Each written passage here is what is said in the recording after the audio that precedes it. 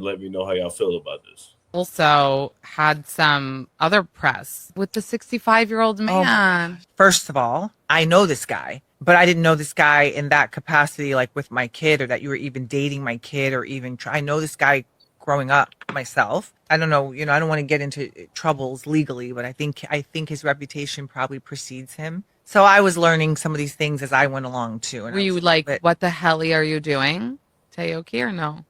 I was, but I didn't say it in that way because it was this fast that it blew up to be so much. And so then you can't be the mom that's like, what the hell are you doing? But that definitely was the thing. But it went from 0 to 100 really quick. And I was like, you okay? I didn't even know this was a thing. Yeah. I didn't even know this was a thing. I found out when the world found out. But I do think in general of those kind of things, I do think it's predatorial. We said all of that to get to what Kimora thinks about it. I think that's predatorial and kind of crazy. Slim, is he being unfairly judged? A 65-year-old with young Kimora's Lee Simmons' daughter. You muted. It's funny. I had this discussion with my daughter, man. And how old is her daughter? I think in her 20s. In her 20s, she grown, right? At the end of the day, hey, the 65-year-old man is living his life. That girl knows what she's doing. I'm sure there's an agenda behind it. I don't believe it's love, as they call it. But yeah, man, I see that a lot. A lot of young ladies with older men. And that's because these boys are being raised as boys. There's really no more men out here. So these women got to do what they got to do, especially when they realize what's real. Mr. Rippey, what about you? I'm going to look at the daughter age. Man, like, I agree. I mean, I don't know what it could be, but it's definitely something behind. I don't know who this guy is. Who is he? Is he some type of rich executive or something? Because I know this is Russell Simmons' daughter that was doing this. She's 20. But who's the guy? I don't know who he is, but I think he's rich. Yeah, he's on his way out too. She's smart. Hey, yo, I know a lot of rich old white guys that date a bunch of 20-year-olds too. Just like it is. I don't condone it, but it is what it is. I'm going to all the guys and the girls answer last. Go ahead, Doc. I think it's weird for sure. Like I didn't already spoke on this before. I think there's like a certain age gap where like it's okay. But that's kind of weird. I think maybe if she was 30 or 40 or something like that, right. She was in her, she had more life experience. I would think it was okay. It's not illegal, so he could do whatever he wants.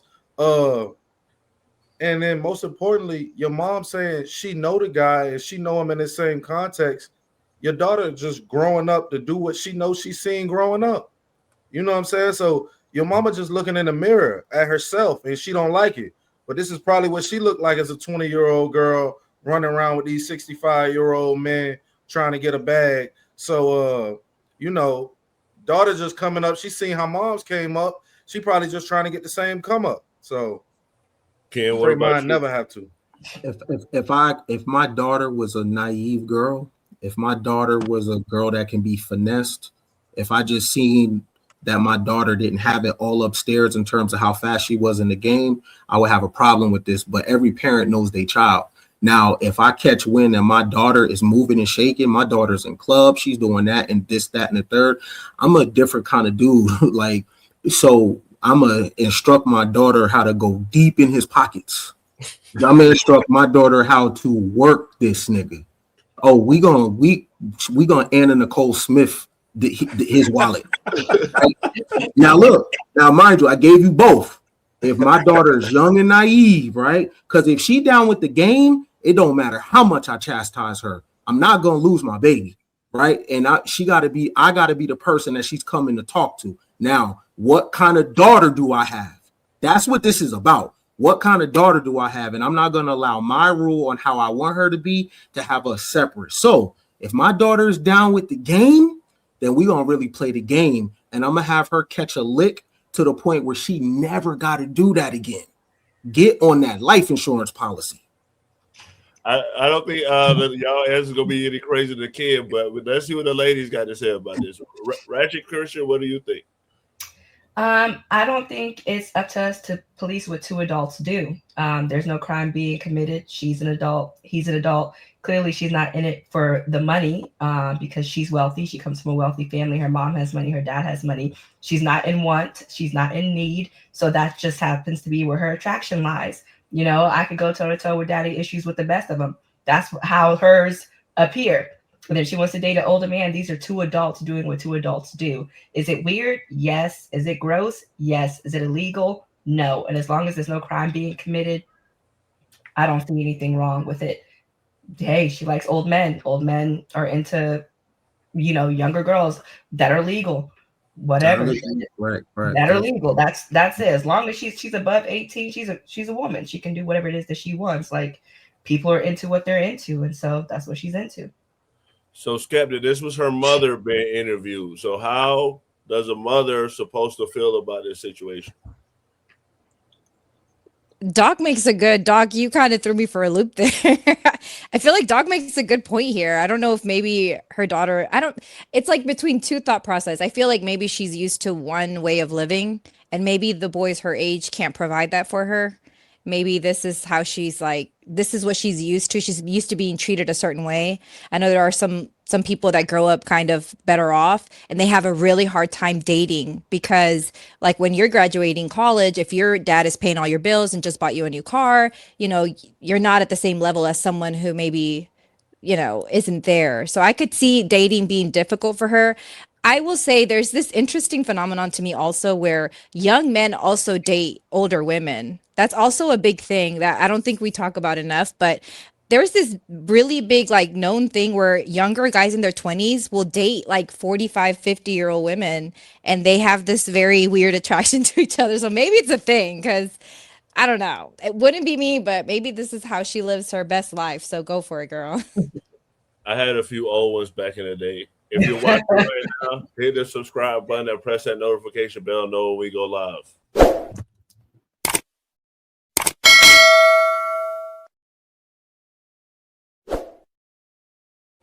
Great show, guys. Mr. Rippey, what's your final thoughts? My final thought, well, first off, great show. I respect everybody. I'm going to, if I'm not following you guys, I want to make sure I follow everybody tonight. But one thing we got to do is we as minority Americans have to get out of this state of victimhood and basing most of our decisions on race. I've sponsored a lot of people from, you know, Africa, for example, people from Ghana, people from Kenya, people from Somalia, for example.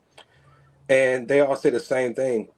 What we go through today has nothing to do with what our ancestors went through during Jim Crow or whatever. Stop bringing up this stuff. Stop talking about it because what they're going through is a lot worse than what we can ever imagine.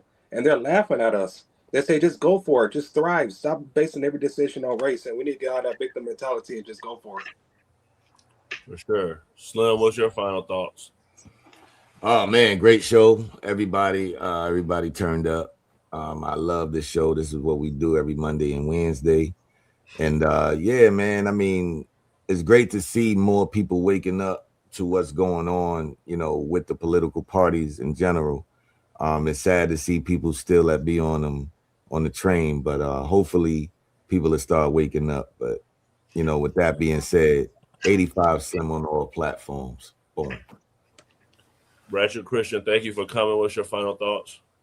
Of course. Thank you so much for having me. I enjoy these types of conversations. I really loved how you had different perspectives represented in the chat. I love talking to people that I don't agree with because I feel like, you know, I'm always open to learn, always open to listen. And so having different opinions in the rooms, I feel like that is how we move forward. And that's how we all grow and come to a middle because at the end of the day, we are all Americans. America is made up of such a variety of people. And so we have to figure out how to live with each other in peace and not just please one half of the country or the other half of the country, but how can we all as neighbors and American citizens get together and build a country that we can all enjoy living in. And I feel like this is how we do it. So I'm the Ratchet Christian on all platforms, TikTok, Instagram, YouTube. Follow me and I'll make sure I follow you back. For sure. Doc, what's your final thoughts? Both parties cause inflation. Both parties are oppressing us. Both parties are not doing what's best for the American people. And Jasmine Crockett did something tonight that's been one of my biggest problems with most politicians. I think we got one clip of her saying the things she wanted to change. They never give the people how she plans to change it. And that's not just with her. That's with a lot of politicians. They tell us all these promises and what they want to do and the things that they want to see happen. I want to know, what's your plan to change that? If you get my vote, what do you plan to implement? What do you plan to do different? What do you plan to change? Don't just say, hey, I don't like the way this is going and I want to change this. Tell me you have a plan. Tell me you sat down and put some thought into this. They just give the American people these ideals that, you know, hey, I'm going to come and change this. And that's my biggest problem with politicians. They never give us the, you know, what's the plan? You know, what this is, if you're going to vote for me, this is what I need you to support so that we can get it done. So it's my biggest problem. But for sure. Skeptic, what's your final thoughts? Yeah, great episode. I really enjoyed everybody, all the panelists. Thank you guys. Chat was crazy. You guys were saying some crazy stuff. If you saw me laughing really hard, it's probably me reading the chat because they were on some wild stuff tonight. You guys need to hit the like button and not just sit there and type the whole time, but you need to hit that heart right there in the chat. I do want to say those that don't remember the past are condemned to repeat it. So we need to continuously learn about the history, especially if you're an immigrant and you come in. I feel like this is the perfect time for you to learn Black history and to learn where it is that as an immigrant, you even have rights to speak. Because if you are an immigrant, your rights came through the civil rights movement. So through the Black community, had it not been for that, even the 14th Amendment wouldn't be applicable to you and your children.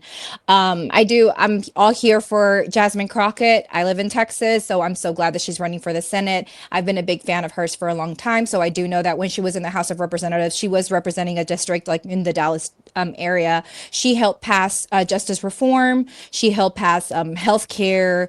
She has already been working towards having, discriminatory laws or the practice of them not having like a, if you do this you get so much sentencing, be changed here in Texas. So I really hope that she gets in there and we can make some change. Follow me on TikTok. We advocate for Black and brown unity, for progressive ideologies wherever they may lie. So if you like to talk about politics, we have panels and we have lives, and that's all we do all day from like 11 to around 4 p.m. I am The Skeptic or skeptic.tick on TikTok, so follow me there. Ken, what's your final thoughts? Man, my final thought is, man, politics is just like WWE, man. You know what I'm saying? Everybody's in character, right? A lot of these people are 1% country club individuals, and they're in a character, right? So if we had a hot mic on how they really talk when they off mic, they don't talk like that, man. You know what I'm saying? So I think a lot of times we get caught up in the character that they're playing. Jasmine Crockett might be a little in character with the hip hop and everything, but TikTok runs the culture right now. So that's a smart lane.